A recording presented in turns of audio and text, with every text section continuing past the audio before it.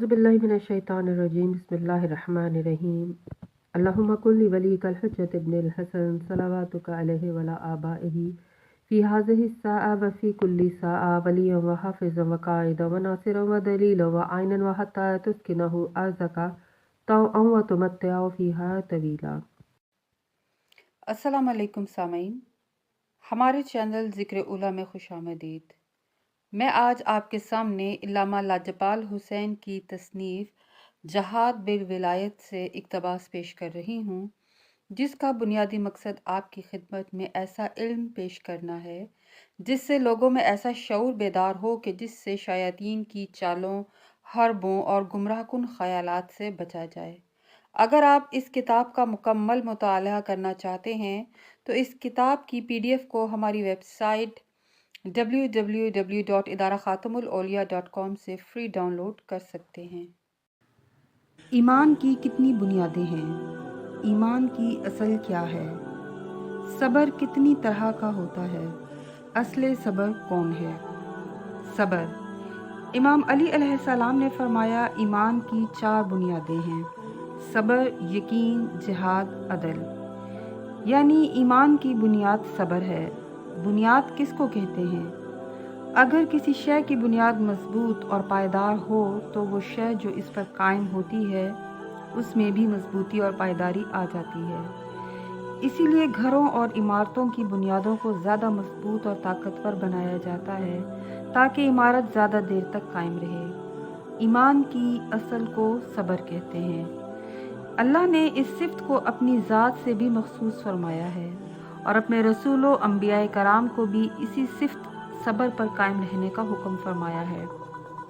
यानी साहिबान शरीयत और उलुल अज़म रसूल भी हमें सब्र करते नज़र आते हैं।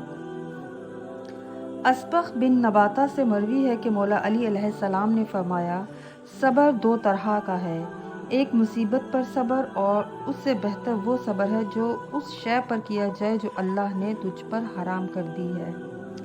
इस तारीफ की रोशनी में ये साबित होता है कि सब्र की एक किस्म मसाइब व आलाम में अपने नफ्स को साबित कदम और गैर मुतज़लज़ल रखने के लिए सब्र पर कायम रहना, ताकि नफ्स इस सिफ्त सब्र का आदी हो जाए। अल्लाह ताला सूरह आराफ आयत 126 में फरमाता है, और तू हमसे बैर नहीं करता मगर इस बात का कि हम ईमान ले आए और अपने अल्लाह की निशानियों पर जब वो हमारे पास आईं। ऐ हमारे अल्लाह, हम पर सब्र का धाना खोल दे और हमें मुसलमान ही उठा ले। सूरह यूसुफ आयत 18 में इरशाद है, और वो उसके कुर्ते पर खून भी लगा लाए। उसने कहा, बल्कि तुम्हारे नफ्सों ने तुम्हारे लिए एक बात बना ली है, बस सब्र अच्छा है। यहाँ कुरान पाक ने हज़रत याकूब अलैहिस्सलाम के कौल को नकल फरमाया, जिन्होंने हज़रत यूसुफ के गुम होने पर सब्र का इजहार फरमाया। यानी आप बेशक इल्म नबूवत से जानते थे कि ये झूठ बोलते हैं, फिर भी आपने 40 बरस तक हज़रत यूसुफ की जुदाई में तवील सब्र का मुजाहरा फरमाया। सूरह फुरकान आयत 42 में इरशाद होता है, उसने तो हमें हमारे माबूद से बहका दिया होता अगर हम उन पर साबित कदम न रहते। जब वो अजाब देख लेंगे तो अनकरीब जान लेंगे कि रास्ते से ज़्यादा भटका हुआ कौन है।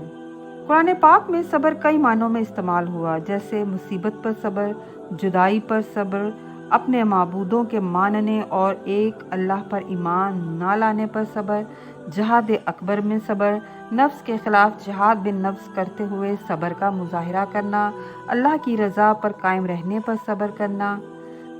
सब्र करने वालों के साथ अल्लाह होता है, यानी ये वादा अल्लाह ने कुरान में खुद फरमाया है। करबला के मैदान में 2 लश्कर मैदान में नज़र आएंगे, एक तरफ इमाम हुसैन अलैहिस्सलाम और दूसरी तरफ इब्लीसियत और यजीदियत के पैरोकार नज़र आएंगे। लेकिन अहले सब्र हमेशा ज़माने के इमाम के साथ होंगे, क्योंकि हर ज़माने का इमाम अपने असहाब व अंसार के लिए असले सब्र होता है। यानी अल्लाह की ज़ात साबरीन के साथ होती है, क्योंकि सब्र इलाहिया के कुल्ली मजहर कुल्ले ईमान पर वैसे ही फायज होता है जिस तरह साबिर ईमान पर कायम होता है।